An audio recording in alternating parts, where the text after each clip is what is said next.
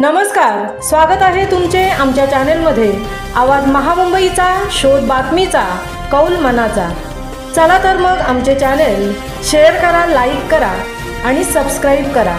धन्यवाद। दिघोडे चौकातील अतिक्रमण हटवण्याची मोहीम सुरू। काँक्रिटीकरणाच्या कामाला लवकरच होणार सुरुवात।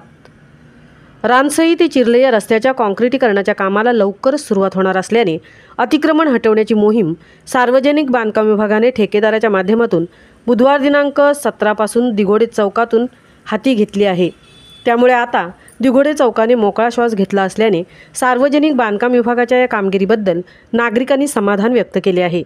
JNPAच्या अनुषंगाने उरणच्या पूर्व भागात मोठ्या प्रमाणात कंटेनर CFS जाळे पसरले असल्यामुळे रानसई ते चिर्ले दिघोडे ते चिरनेर या रस्त्यावर रात्री अपरात्री अवजड वाहतुकीची वर्दळ वाढली आहे।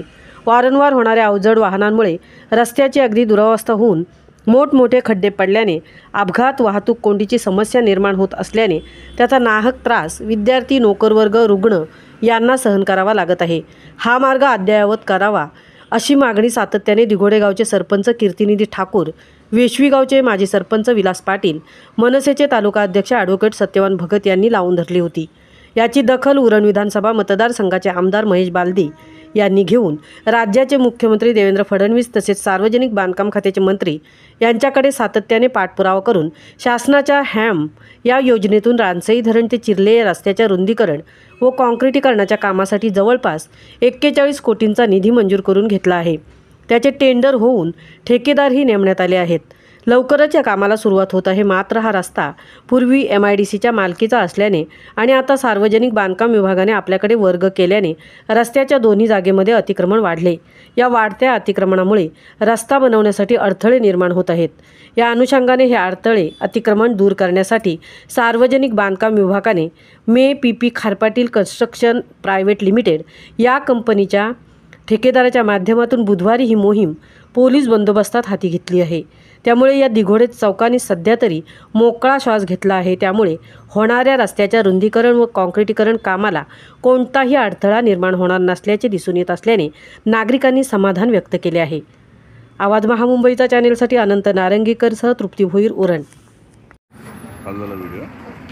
अरे वर हात करते चालू झाला ना,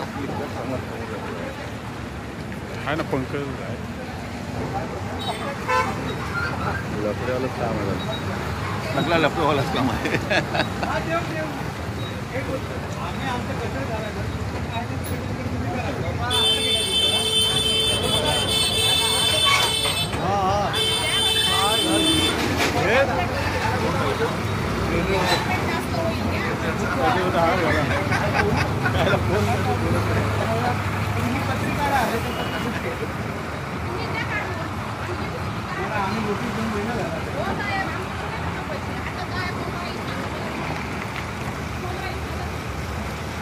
या तो